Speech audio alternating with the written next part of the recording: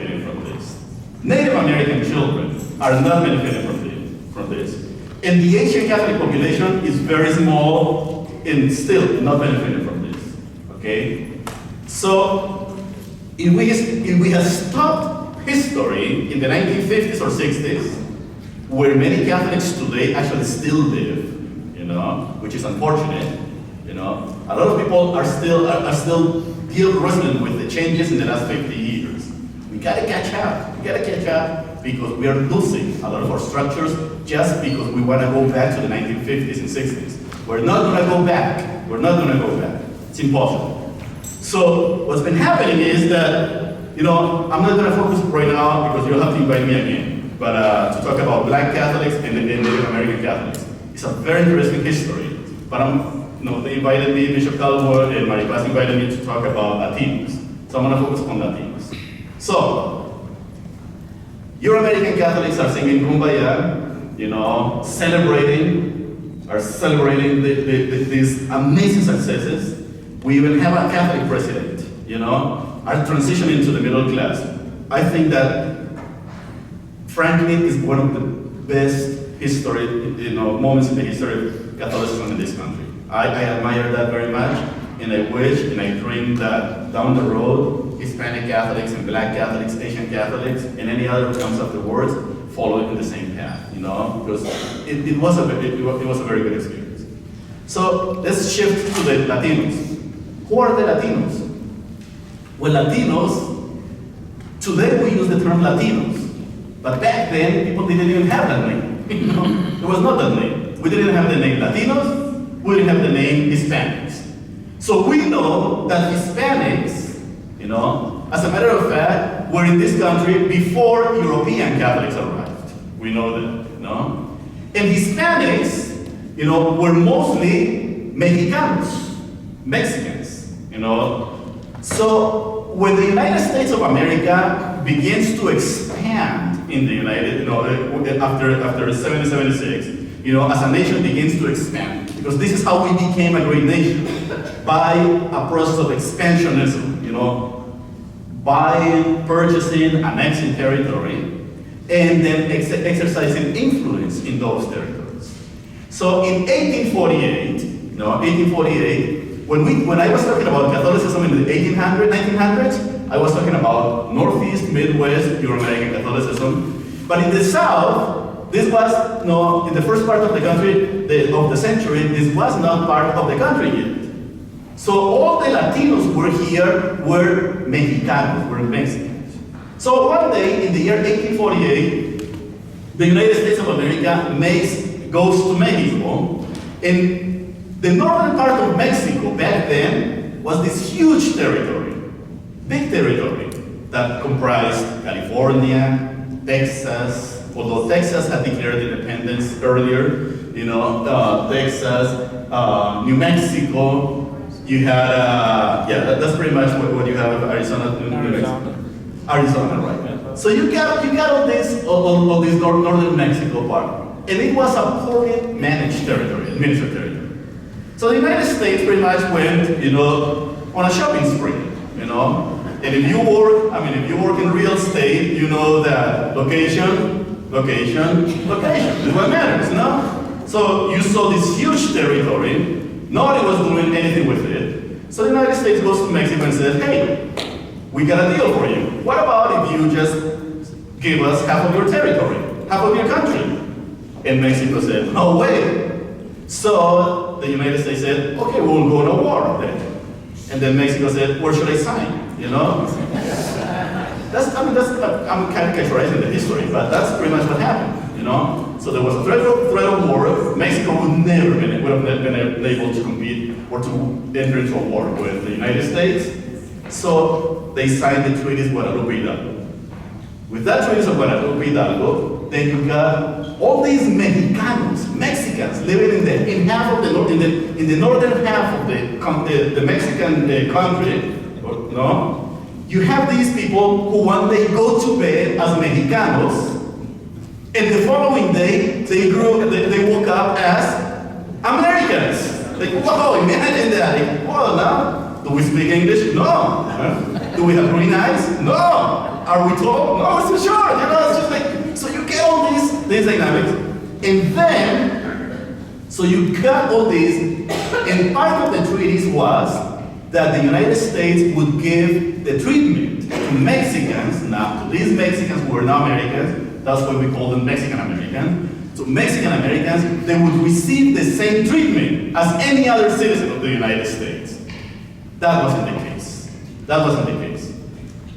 Years, immediately after the treaties of Guadalupe Hidalgo, hundreds of thousands of Mexicans were deported back to Mexico. Why would you be deported? If you always lived in those territories.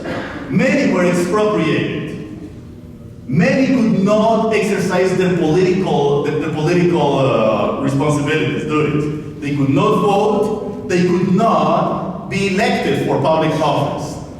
For many Mexican Americans, they were not able to send their children to the few schools that were available.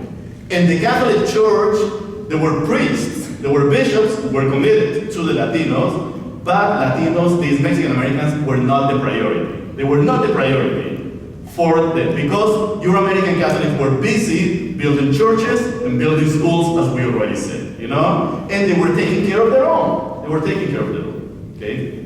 So, since 1848, we had the largest sector of Latinos in the United States who did never cross the border, but the border crossed them. And they became part of a country that even to this day continues to treat them unfairly. And if you don't believe me, listen to the rhetoric in the political world today, okay? That's the reality that Latinos have had to live.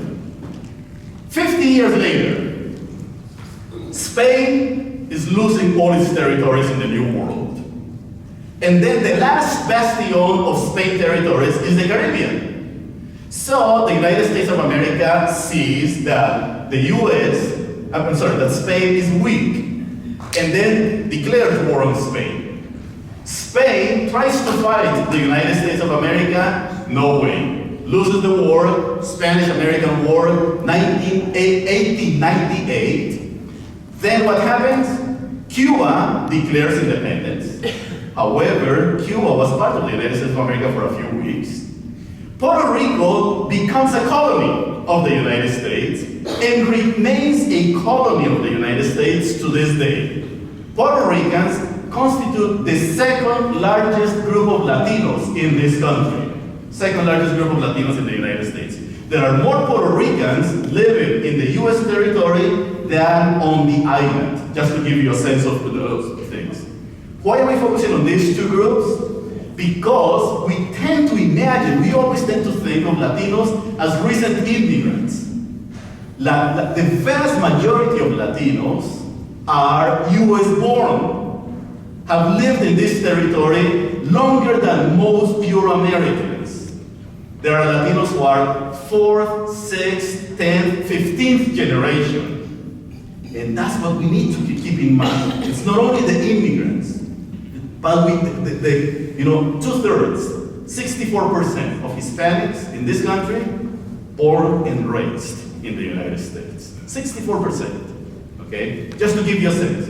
Most of them Catholic. And the question is, are we engaging them? That's where I'm gonna go right now, okay? Because this is why you are here this morning listening to me, no? I'm engaging in a conversation about this.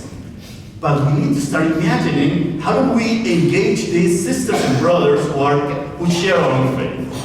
1959, big mess in Cuba. Fidel Castro, with socialist policies, comes, takes over, and then there's a huge exile, mostly the upper middle class, okay? They leave, they settle mostly in Florida, Miami, Florida, and then, Cubans by then become the third largest group of Latinos in the United States. 1970s, Guatemala, Nicaragua. 1980s, El Salvador, Honduras entered in civil wars, big unrest. These countries continue to struggle with poverty, violence. Who are the people who are most affected when there is war and violence? The poor. And if you are poor, now this time you don't have to think about a nation across the big pond where you will find jobs and you will be paid in dollars, you will have a house and your children will go to school. You don't have to think about that. All you have to see is just look north. And then what happens? There is this huge exile, this huge migration from Central America in the 1980s and early 90s. The largest number of immigrants from Latin America that arrived in the United States arrived between the 80s and the 90s, okay? Largest group. So much so that Salvadorans quickly became the third largest group, pushing the Cubans down to being the fourth largest group. But now we got plenty of Guatemalans, we have plenty of Hondurans, plenty of Nicaraguans, and so forth. Let me make a parenthesis. Remember when I talked about the immigrant waves from Ireland and Germany and Italy? If you pull together all the immigrants from Ireland, how many do you think arrived in the United States?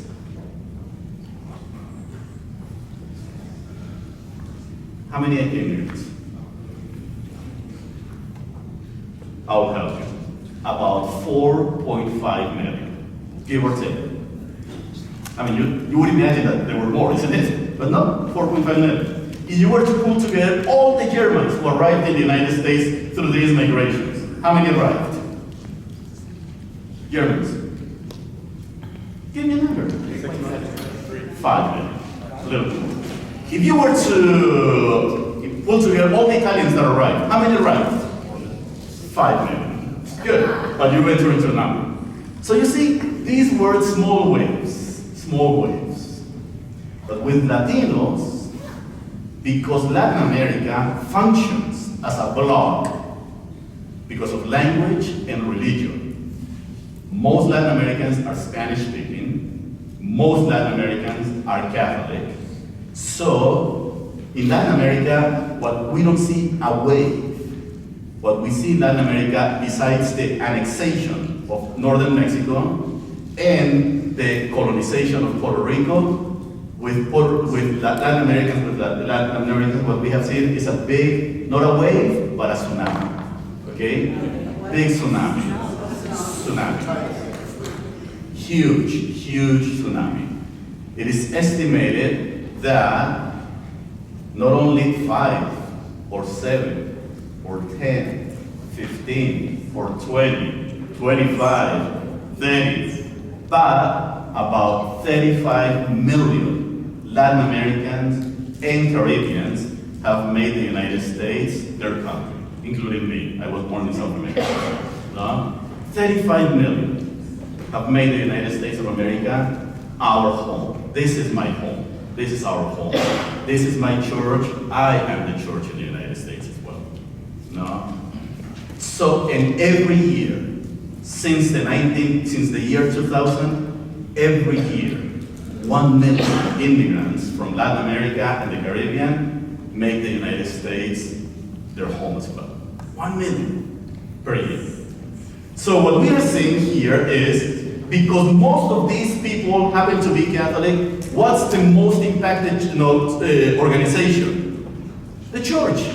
Catholicism literally goes from being a mostly Euro-American, middle class, upper class community into a very mixed community in which now the fastest growing group is Asians, and then the group that is exercising the most impact is Latinos. Okay? So the question for all of us is, how do we engage this new group? Because Latinos are not here on vacation. No, that's true. That is true. I just want to say that, you know. Latinos are not here just to stay for a couple of years and then go. There is an expression that is used constantly in the Latino world, aquí estamos y aquí nos quedamos, you know? We're here and we're here to stay. We're here to stay. And that is true. And that's the case with most of the immigrants from Asia. This is our new home and this is the church.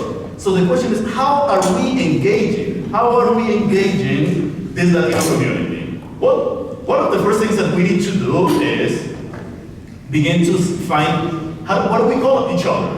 What do we call ourselves?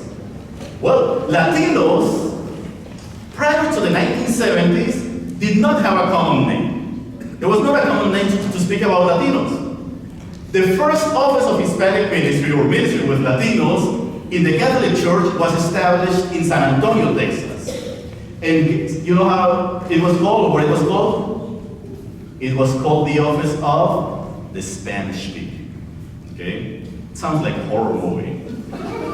Here come the Spanish speaking. You know, just hide your children because the Spanish speaking are coming. That's what we were called. And then most Latinos didn't like that name. Why do you think that many Latinos didn't like that name? Say it again? That's right, because you have all these Mexican Americans who have been here for so long that many of them didn't even speak Spanish. They didn't speak Spanish. They spoke English. Most Hispanics in the United States are English speaking. Most are English speaking. Only, just give or take, 20% or so would not speak English. And these are mostly the recent immigrants. The vast majority of Hispanics are English speaking. That's another myth that we have, you know? As a matter of fact, what's the most common language among Hispanics? English. That's the most common language among Hispanics. More than Spanish. There are 25% of Latinos in this country who do not speak Spanish. Did you know that? No, because we are concentrated on the stereotype that we have about Latinos. Or certain groups, no? In any case, so we didn't have a name. So people began to say, well, let's see, what do we call these people? Let's call them, because if you're white, and if you're Euro-American in the US society, you already have a name. You don't have to fight for that name. Your name is American. You know? This is how a little bit of a twisted story for us to consider in our US society.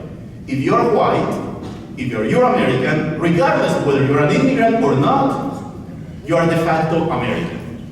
That's how it works out in our US society. But if you are Latino, who is seventh generation, our society has a hard time referring to you as an American. If you are a Chinese American who's lived in this country for 120 years, your family has lived for 120 years, the US has a hard time referring to you as American. That's the environment. We need to understand this because this is part of the intercultural competency that we need to learn, you know? So there was no name. We couldn't bear as a society to speak of these Mexican Americans as Americans. We gotta call them something. So they said, okay, the majority of people who live in the Southwest, you know, are from Mexico. So we're gonna call that block Mexicans, Mexicanos. Well, some people said, wait a minute. I was born in Puerto Rico. I'm not Mexican. Well, if you live in California, Mexicano. You know, it's just like everybody Mexicano. And if you live in Florida, well, in Florida, if you live in Florida, of course, everybody must be Cuban. Cubano, chico. You know, and just Cuban, you know? And if you are in New England, everybody must be Puerto Rican. That's how we said it. And it doesn't work that way, because Latinos are more diverse. What about when you have lived in this country for 3-4 generations? When your grandparents might have been Puerto Rican or Mexican, or your great-great-great-great-great-grandparents might have been Mexican, but you've been American, and so were your parents and your grandparents and your great-grandparents, you know? So why are you not entitled to being called American? Why are you not, you know, or American Catholic? Then, in the year 1970, they said, okay, we got to figure out another name. The Spanish speaking doesn't work. By calling people by their first names or the place of origin doesn't work. So what do we call them? The US government came up with a new term called Hispanic, you know? It was tested in the 1960s, 1970s for the first time, we began to use the term Hispanic. And that's the term we use today. What's a Hispanic? Oh my goodness. What's a Hispanic? Well, Hispanic is someone whose family was in the United States since the 17th century. That's a Hispanic. Hispanic is someone who just crossed the border yesterday. That's a Hispanic. Hispanic is someone with a Latino, Latin American background who speaks only Spanish. That's a Hispanic. Hispanic is someone with a Latino background who does not speak Spanish at all and comes from a family that hasn't spoken Spanish in 100 years. That's a Hispanic. Hispanic is someone who is documented in the United States, and Hispanic is someone who is undocumented. Hispanic is someone who is US born, someone who is foreign born. Hispanic is someone who is a citizen, is someone who is a resident. Hispanic is someone who has no legal status. That's the kind of dilemma in which we are. What's a Hispanic? When you say you're doing Hispanic ministry, who are you serving? Who are you serving? The Indian population? The undocumented population? The Spanish-speaking population? The English-speaking population? Who are you serving? Who are we serving? And when we know that the church in the United States, as of today, is about 43% Hispanic, 43% Hispanic, when we say that the church is becoming increasingly Hispanic, and by the year 2050, we know that 65% of all Catholics in the United States of America are Hispanic, or will be Hispanic. So the question is, what in the world do we mean by being a Hispanic church? You see? That's the challenge in which we are. So that's why we are having a fifth encuentro, the Fifth National Encuentro. The Fifth National Encuentro is not a new program to give you more work, because I know that you've got plenty in your communities and in your lives. The Fifth National Encuentro, as we will see, is an exercise of reflection. It's a process for all of us to figure out the best way to engage Hispanic Catholics to build the church of the 21st century. You all told me at the beginning, do you want the Catholic Church in the United States to be vibrant and alive and present in the US society by 2050? Yes. Yes or no? Yes. Yes or no? Yes. Excellent. Well, we all do. Then we can engage this Hispanic population. But we cannot engage this Hispanic population unless we know their history, unless we know their complexity, unless we know what's going on in their lives. And you already know this. You just heard it from me. So there is the question of, in some cases, being an immigrant, or not being treated well, or being discriminated against, you know, or sometimes most of the efforts on this study that I did on Catholic parishes, my team and I studied 4,300 parishes nationwide with Hispanic ministry. 99% of the efforts in Hispanic ministry in the United States are geared to the immigrant population. But I already told you, most Hispanics are not immigrant. 64% of Hispanics are US born. So if that 64% of Hispanics, who are the future of Catholicism in the United States, the present and the future of Catholicism in the United States, are not being engaged by the communities with Hispanic ministry, and they are not being engaged by the so-called Anglo communities, then what are they? Because if we don't engage that group now, Catholicism in this country, for the first time in its history, is going to begin to shrink. It hasn't done yet.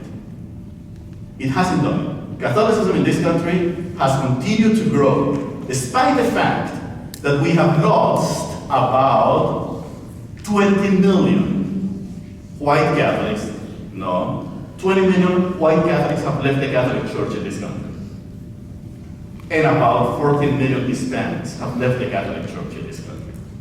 Okay? So that's about 34 million who have left the church.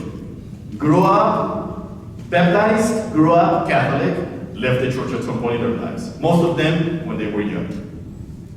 Despite the fact that we have lost 34 million people as a church, Catholicism has continued to grow. And you know what's the engine of growth of Catholicism in this country? Hispanics. Hispanics. 71% of the growth of Catholicism in the United States since the year 1960 is because of Hispanics. And why Hispanics? Two reasons. Immigration, on the one hand, and I already told you about the tsunami, okay? And two, what do you think is the second reason?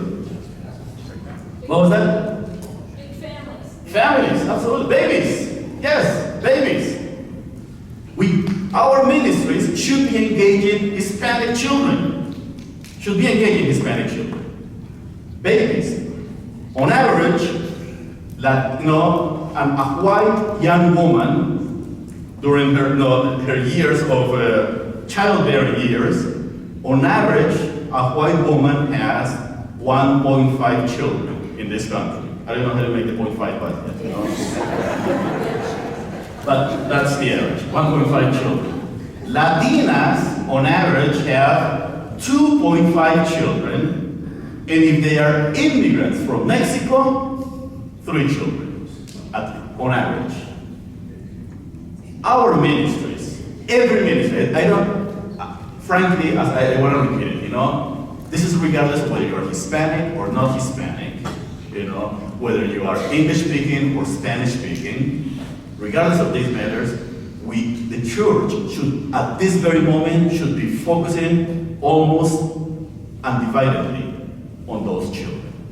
Keeping those children Catholic, serving them, making sure that they know their faith, that they assist their family, that they go to churches, but these children are not raising themselves on their own. These children are being raised by families, and many of them are immigrant families, or families that are struggling with poverty. So the question is, if we want those children to be the Catholics who are sitting in this room in 36 years, we gotta start working with those moms and dads who are Hispanic. English speaking, Spanish speaking, poor, educated, and so forth. In the next part of the presentation, I'm gonna be talking about what the Fifth Encuentro is, and how we are going to be engaging this, we hope to engage this Latino population, And as I said, you are ahead of the game with your synod. You have already done the groundwork, So implementing the Fifth Encuentro process in this diocese is going to be a piece of cake.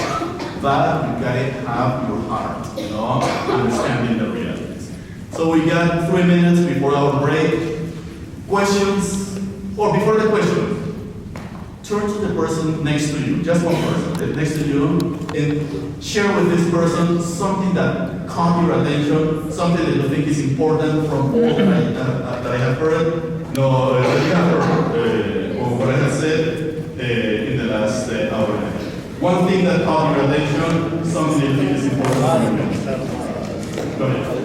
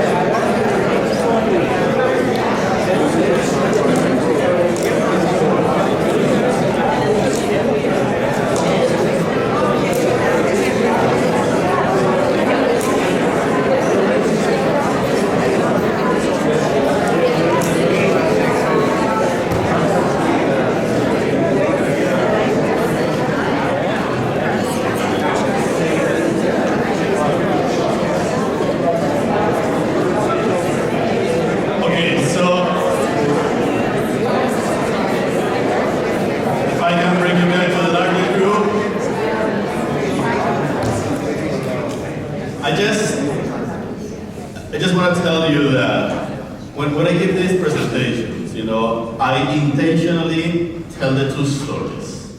The story of the success story of what we have already done. That American Catholics have done it very well, and history is putting us with the opportunity of doing it again. The circumstances are very similar.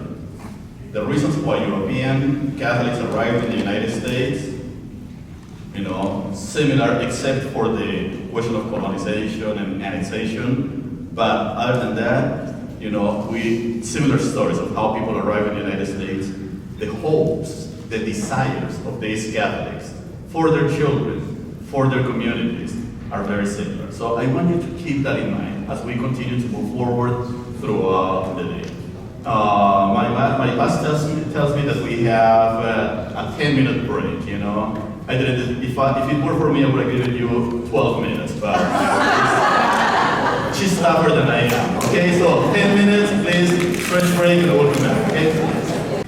Yes? So we were talking about, all the generations that we are lumping together as Hispanic. My question is there a point where I guess people don't want to check off Hispanic, what the dad? It's already happening. Yeah, third or fourth generation, I'm just checking off American or whatever. Yep. So what is this? What's happening? Okay, I'll give you, for instance, when Hosffman Ospino receives the census formulary, what do I check? I have to check white, because Hispanic is not a race. Hispanic is an ethnicity. So in this country, you are either black, white, Asian, Native American, Pacific Islander. That's all. So being Hispanic is an ethnicity. So when I check my documents, and that's what most Hispanics in the United States do, except the Caribbeans, because there are many Caribbeans who are black, So they check racially, black, and then you have the option to check ethnicity. Some Latinos feel comfortable saying Hispanic. I am comfortable being Hispanic. There are Latinos who say, I'm already beyond that, so I'm not gonna check anything else, period. So that's just to give you a sense of where we're moving as a society. In a sense, the nomenclature that we are using to call ourselves, to name ourselves, is moving us in this direction of, okay, let's try to get the Hispanic community into the larger scale of how we understand ourselves racially, okay? Now, are Latinos assimilating into the US culture? Yes, that's a fact, okay? Hispanics are assimilating as any other group. So sometimes people are a little bit concerned about Latinos. And people say, why do we need to continue to do things in Spanish if Latinos are already assimilating? And the fact is, because it is our pastoral responsibility to take care of the pastoral and spiritual needs of the people who are in our communities in the language that they need. For most Hispanics in the United States, Spanish is not a major need. For most Hispanics, it's not a major need. They should be transitioning into the English-speaking communities.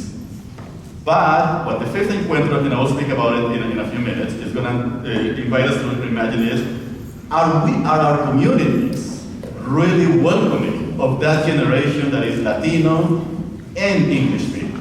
Okay, are we doing something for them, with them? Okay, because culture matters. Culture matters very much, especially in the Southwest. So Latinos are assimilating, but the one reason why we don't see this big assimilation right now is because the tsunami that I was talking about has been constant, When the Irish arrived in the United States, they arrived in three main waves. There was 1840s, then 20 years later, another wave, and another big wave towards the end of the 19th century, early 20th century. Then, boom, stopped. Italians, small waves, boom, stopped. Germans arrived, boom, stopped. Hispanics began, the big migration for Hispanics begins at the beginning of the 20th century, and it's been about 116 years non-stop. Non-stop.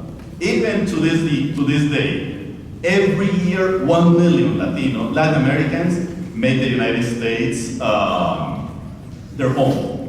So what's happening is that the Latinos who arrived in the 1940s, these people are way assimilated, integrated. They already are. Their children are. The ones who arrived in the 50s, same thing. 80s, most of them are already integrated into the US culture.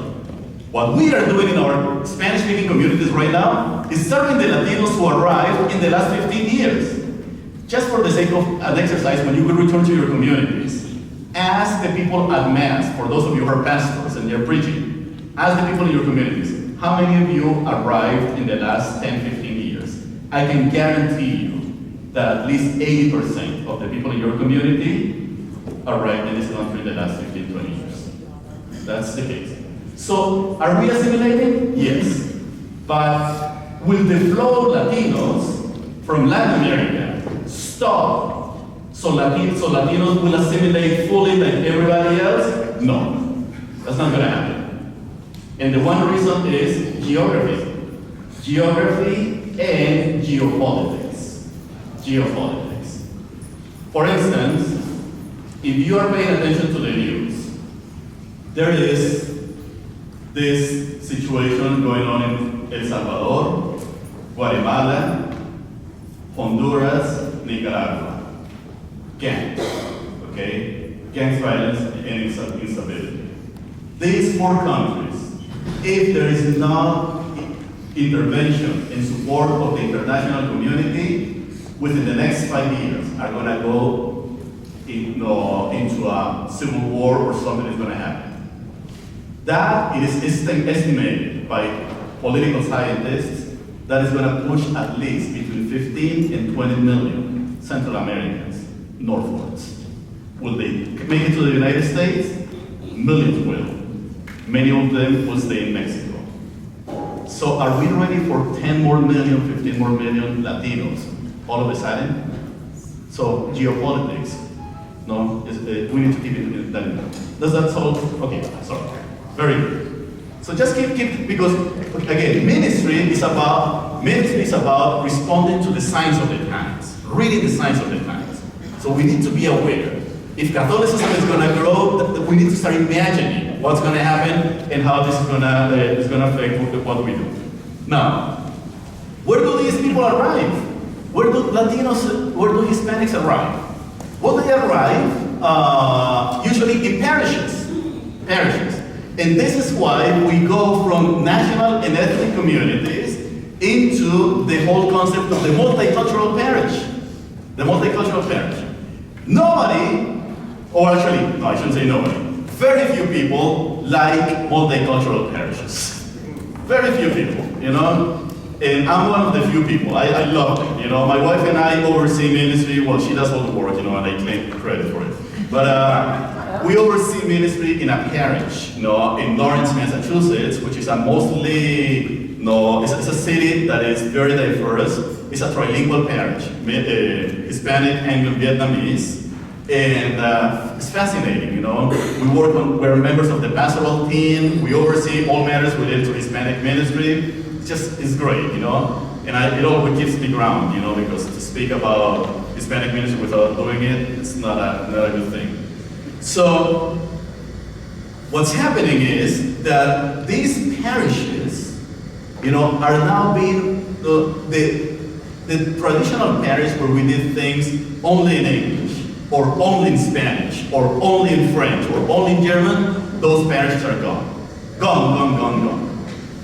Some people ask me on a regular basis, Dr. Ospino, why don't Hispanic build their own churches? If the Germans did it, the Irish did it, what's wrong with Latinos? Why don't they build their own churches? And the answer is very simple, because we have plenty already, you know? There are many churches already. As a matter of fact, we're closing our churches. Now, in the Southwest, granted, we've got to build more churches. Southwest, we have to build churches. Texas, California, Arizona. Why? Because most Latinos are living in this. Most Asians and most Latinos are living here. The growth of Catholicism in the United States is not taking place in the Northeast or the Midwest. It's taking place here. You are the present and the future of Catholicism, and largely because of the Hispanic and Asian populations, no? Now, that doesn't mean that the white Euro-American population is going to disappear. It's not going to disappear, but it's going to be a minority, a numeric minority, no? And it already is in many parts of the country. If you go to the Diocese of Fresno, California, 85% of Catholics are Hispanic. If you go to the Diocese of, Archdiocese of Chicago, more than 52% of Catholics are Hispanic. Archdiocese of New York, half of Catholics are Hispanic. If you go to the Archdiocese of Los Angeles, 70% of Catholics are Hispanic. So, white Catholics are a de facto minority, numeric minority in these positions. But it doesn't matter at this point. I mean, it doesn't matter if you're a numeric minority or not. The point is, how do we empower one another to build the church of today and the future? That's the key, because we need leaders. And I'm gonna get to that point. But before I go to that, I want to say a couple of things about the multicultural church, and then we'll switch to Encuentro. The multicultural church, so why don't Latinos build their own churches? We got plenty of churches already. Let's make sure that we don't close any more churches. How many Catholic churches have we closed in the last 50 years? How many did we build? 23,000 plus. How many have we closed? 7,000 churches. 7,000 churches. That's huge. How many Catholic schools did we build? 13,000 plus. How many have we closed? More than 7,000. We have closed more than 7,000 churches, more than 7 Catholic schools. And the question, people are saying, why don't we do it? Now, I know that this is not the case in Reno, but as a researcher, I get to find the good things about our faith community, but sometimes the not so good things about communities. I learned about, for instance, in my research on parishes, about parishes in some parts of the country, especially in the Midwest. Parishes that made a decision that they did not want any diversity in them. So these are mostly white, Euro-American, well-established communities, aging communities. Most communities that are white in this country, only white, are aging communities. Because unfortunately, we have the young people are not staying around, with some exceptions. There are parishes where they flock together, and they do, and they stay around. But in most throughout the country, that's not the case. So these communities, I learned about these communities that are mostly white, English-speaking, middle class, well-established, and aging.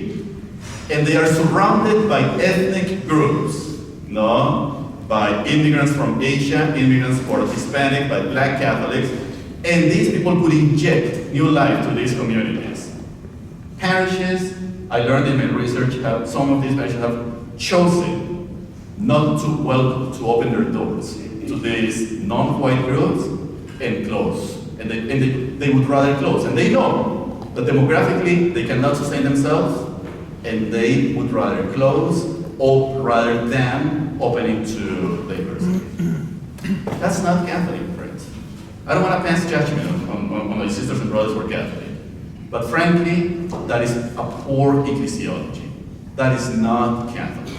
That is not even Christian. White Catholics did not build the church for white Catholics. White Catholics built the church for the Catholic Church. And when Hispanics build churches and sustain churches, they are not building churches just for Hispanics, they build the churches for the entire church. And so will the Asians, and so will African Americans.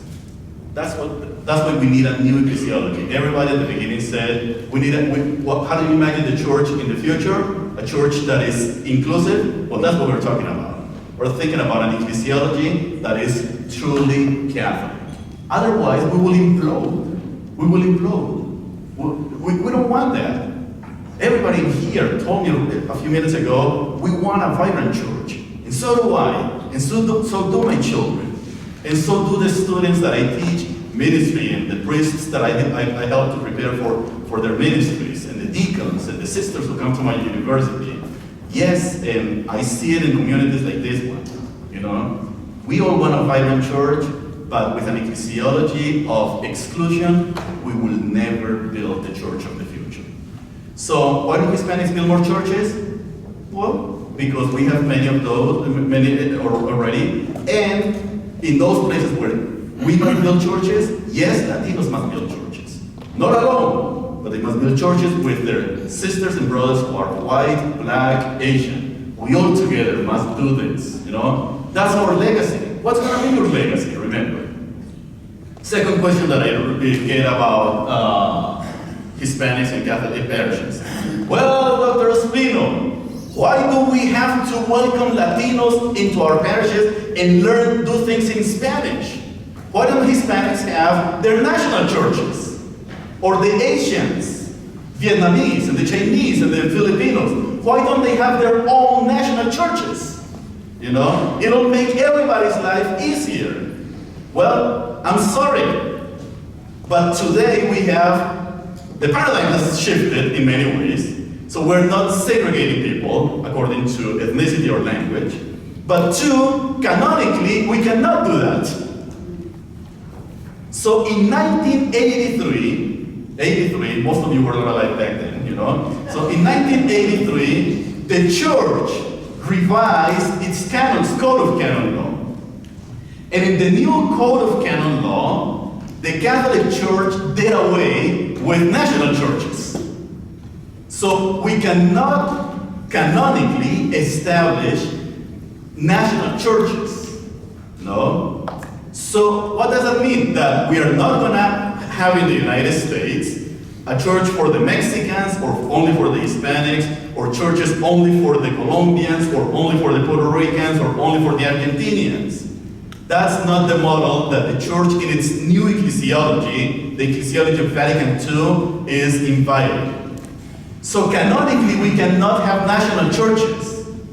There are some national churches remaining from the past, but these are quickly becoming regular parishes. Everybody remembers the Polish parish. Everybody remembers the German parish back then, the Irish parish. And now it became the diocesan parish. Period. You know, that's it. Became the parish. So we cannot start canonically new Hispanic parishes. There are some exceptions. There's one tiny exception. And the Code of Canon Law of 1983 allows bishops to establish what's called personal parishes. What's a personal parish? A personal parish is a parish that the bishop establishes at will. It is his decision. Establishes at will to meet a specific need, pastoral need of his diocese. Okay?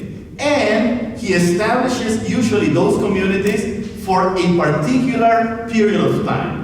For instance, Bishop Calvo can say, we want to establish a parish for the pastoral care of deaf Catholics for the next 10 years. He can perfectly do that. That's not a national parish. It is a personal parish.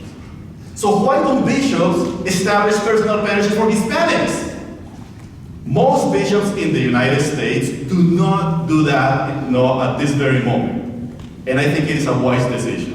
Why? Because it would be almost,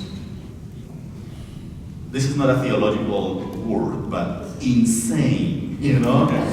It would be insane to segregate 60% of the Catholic Church, or half the Catholic Church, just because they are from a particular ethnicity. We can't do that. We can't do that. We can't do it. Imagine doing that in Fresno.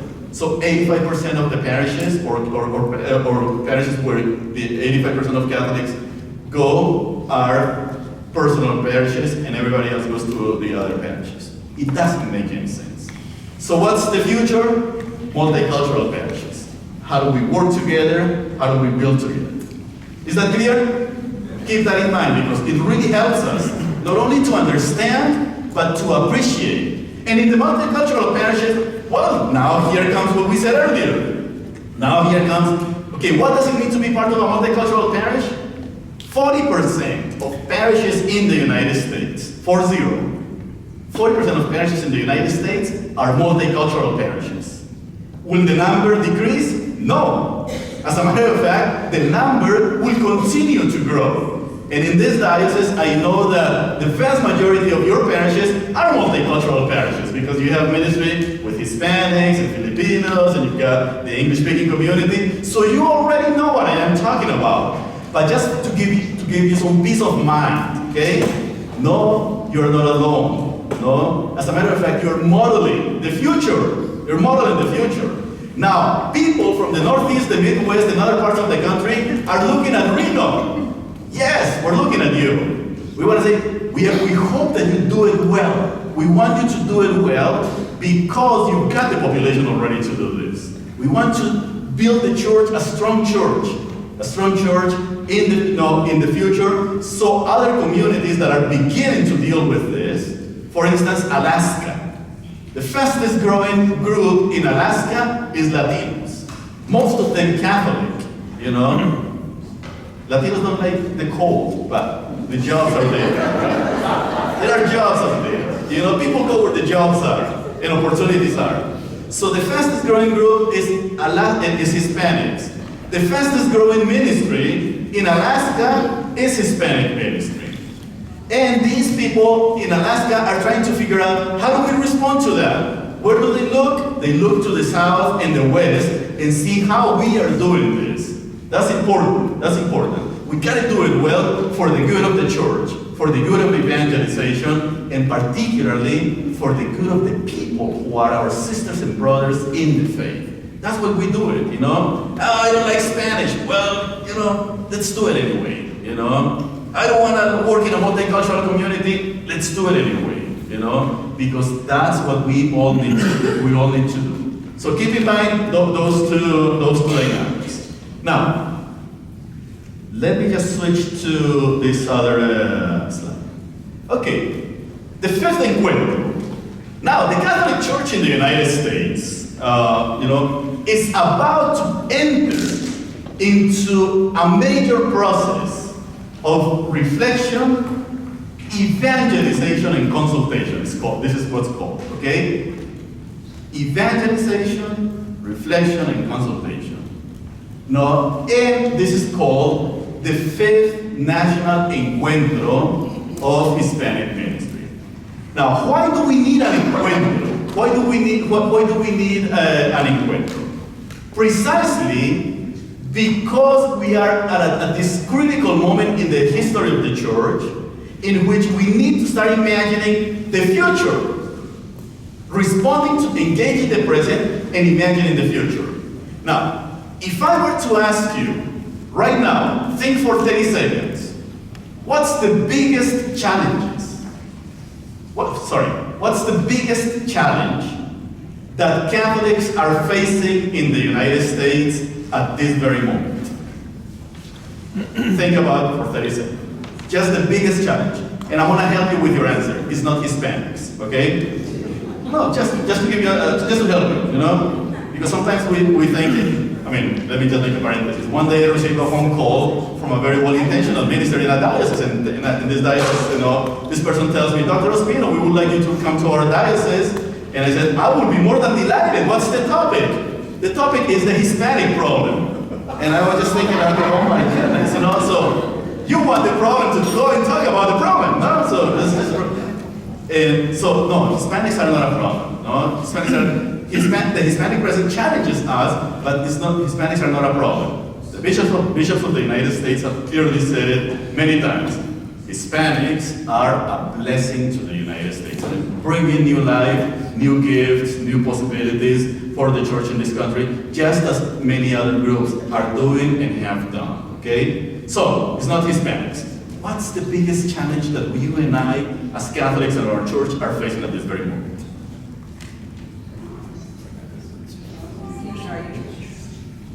You're thinking, 30 seconds. Other churches? You're thinking. Good, okay. Other churches? Other churches. Not necessarily, that's not the biggest one. Aging? Aging? That's not necessarily. Thank God for Hispanics and Asians, you know? Because they're balancing that out. So it's, yeah, it is a problem. If we were an only white Euro-American church, it would be a challenge. It would be a major challenge. But, you know, we know that we go by cycles, so it's fine. Keeping people in the faith. That's right. Keeping people in the faith. That's the biggest challenge. And as a matter of fact, there is a fancy word to talk about that. Who knows that word? Secularization. That's the common enemy. That's the biggest challenge. The biggest challenge that we have in the United States at this very moment is secularization. People are leaving not only the church, but people are leaving the entire practice of the faith by leaps and bounds. Let me just give you an example.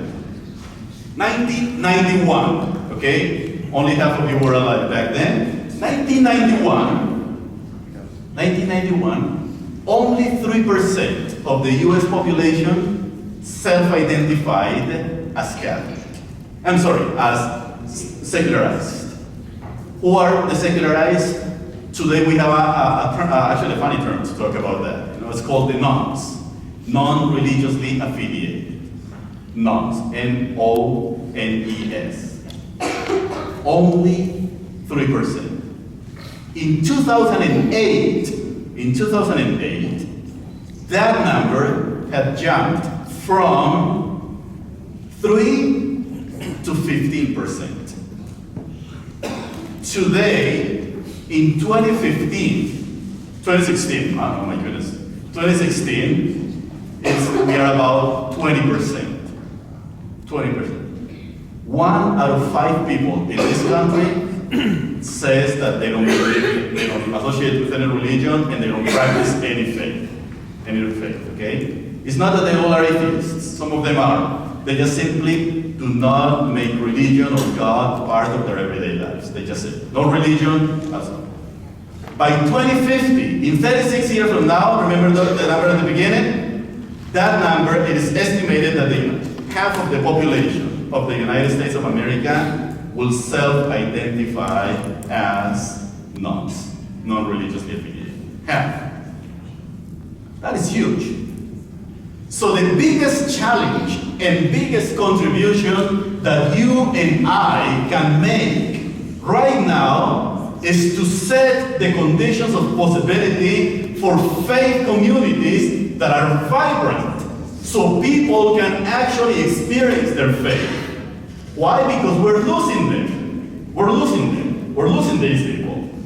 So the Fifth Encuentro is an initiative that wants to really put fire under our feet and challenge us to be evangelizers, to really go and invite people to say, take your faith seriously.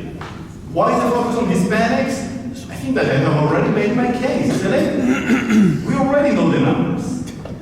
60%, 60% of Catholics in the United States under the age of 18 are Hispanic.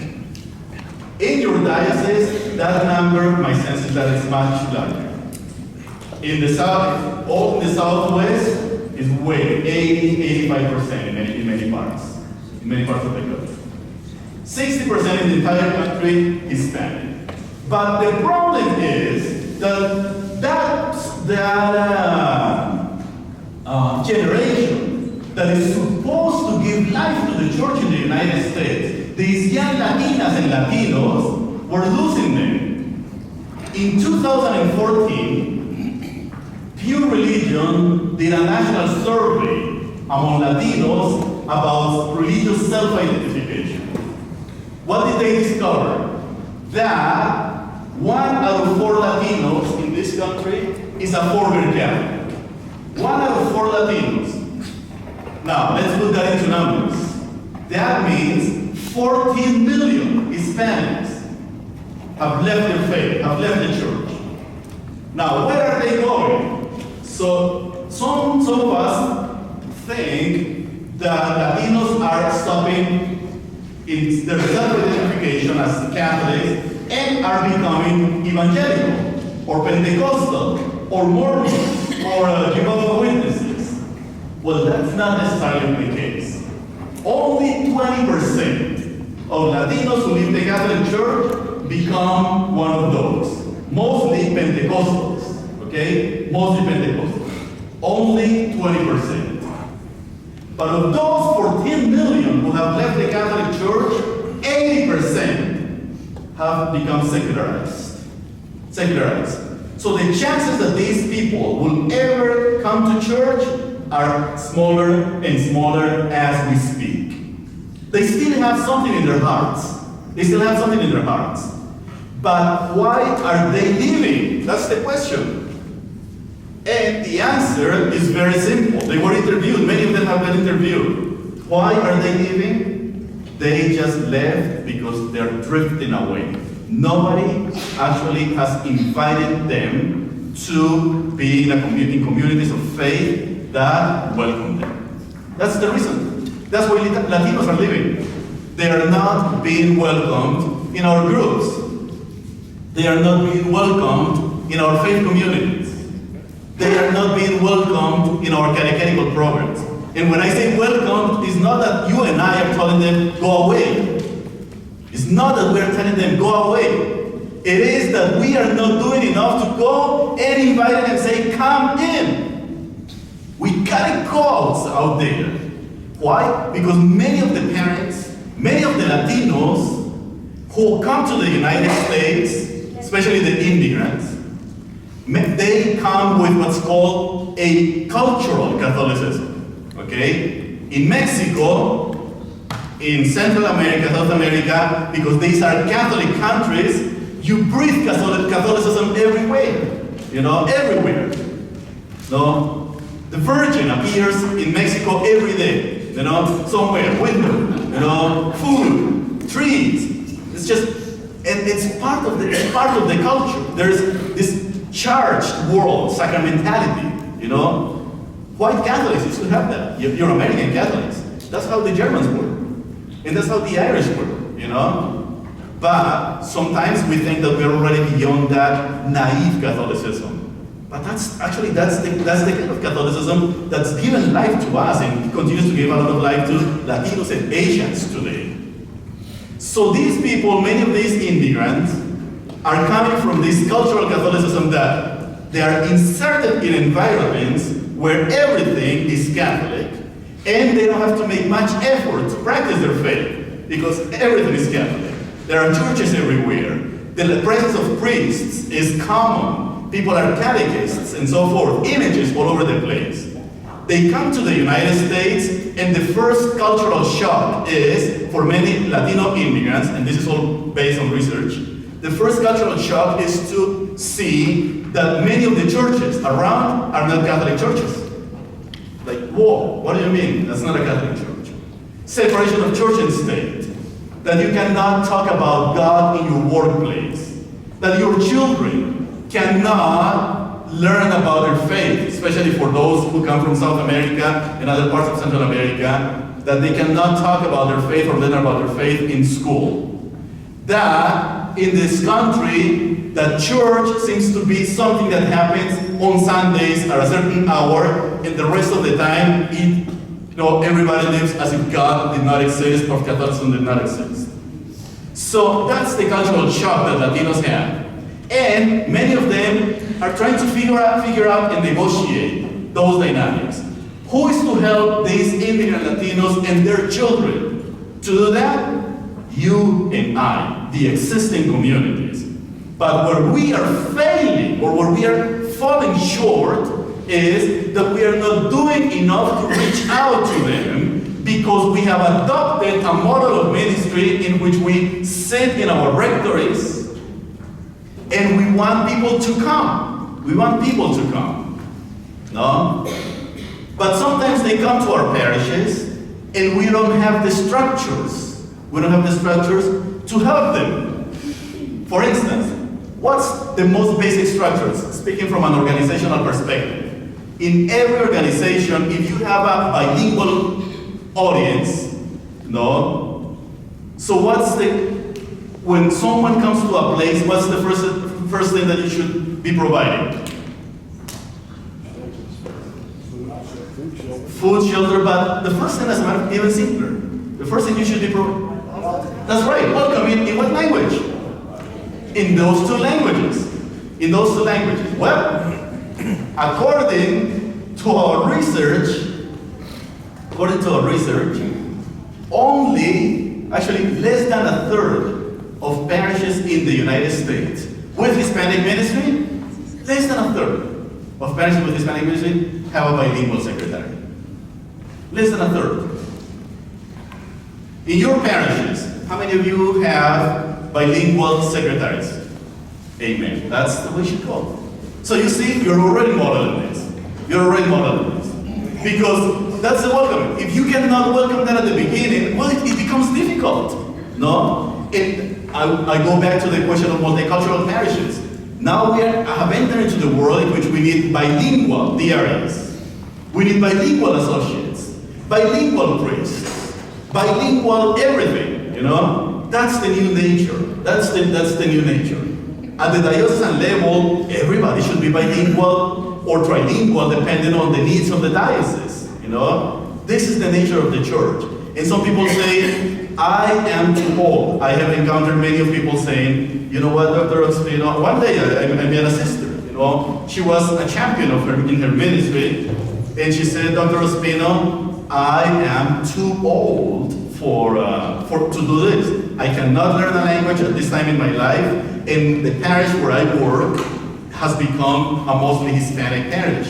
What do you suggest I do? And I said, well, sister, I'm not going to tell you what to do, but what do you think you should do? And she said, maybe I need to move on.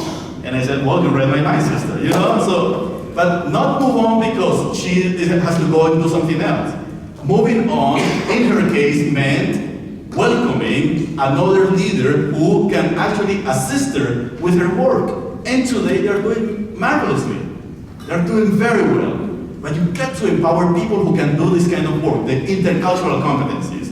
And one of the intercultural competencies is learning at least a second language. That's part of this. So we are entering into a new generation of being Catholic and doing leadership. So that's what the Fifth Encuentro is about. I have another question. Yes. Just because earlier you said that 64% of Hispanics speak English. Sure. So saying then that you need to learn a second language, but that sounds like 33% is a minority. Yes, but the thing is that the ones who are coming to church are the Spanish speaking. They are the ones who are coming to church. So now which you just opened, thank you for asking the question because you just led me to where I want to talk, you know? The question is, the Fifth Encuentro is an exercise of evangelization. It's a process of evangelization that wants to invite the entire church to imagine ways to reach out precisely that group of Latinos who seem to have fallen into a limbo. Okay?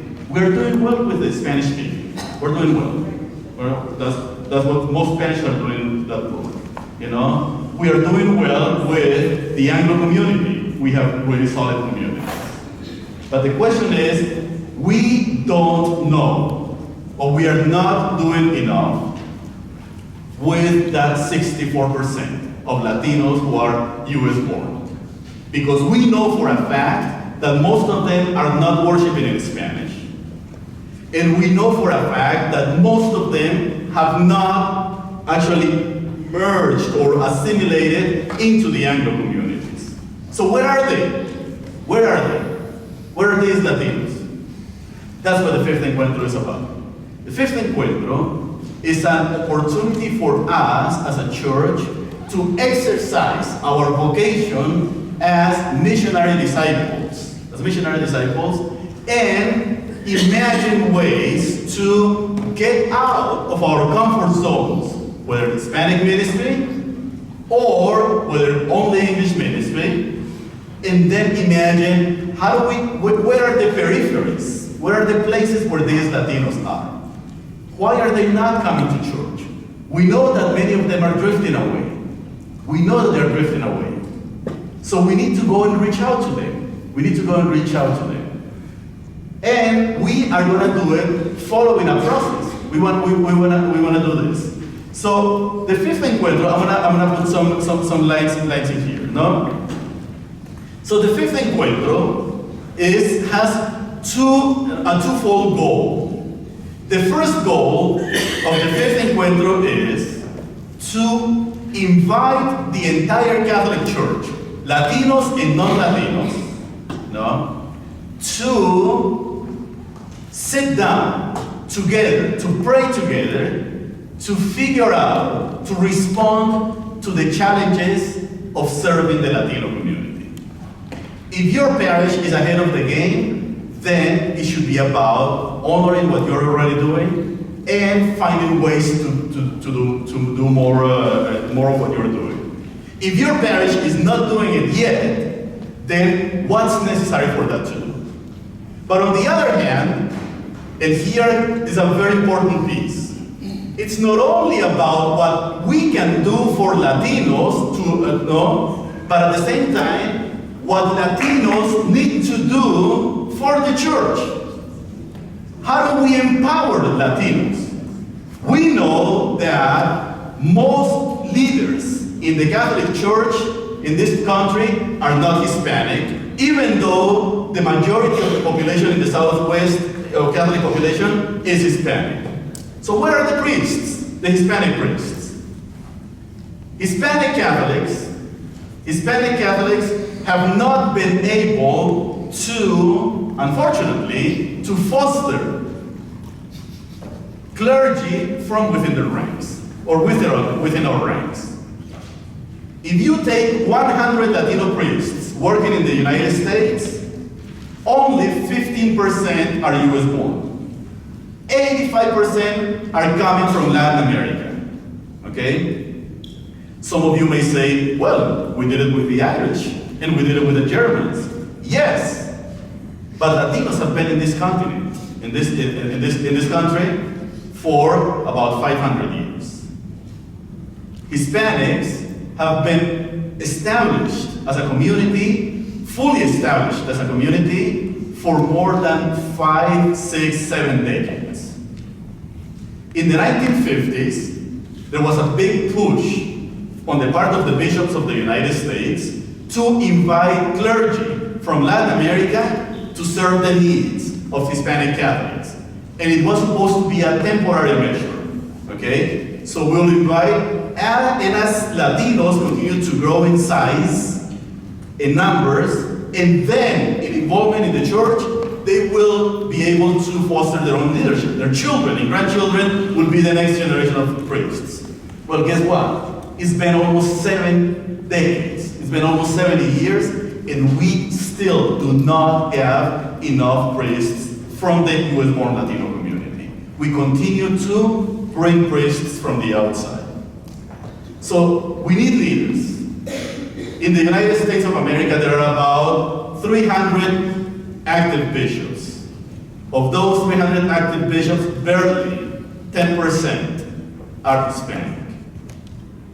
More than 97% of sisters in the United States, not religious, about religious women, are not Hispanic. We know that in the United States of America, the vast majority of lay ecclesial ministers are not Hispanic. You know, Hispanics only represent a small percentage. So the question is, how do we invite Latinos to take ownership of the leadership and evangelization in the church? That's what the Fifth Encuentro it hopes to do. How do we do this? We need to challenge the Latino community. We need to challenge the Latino community. We know that, for instance, many of our churches are not being supported. Hispanics are present in large numbers, but the churches are not being supported financially. by the Latino community.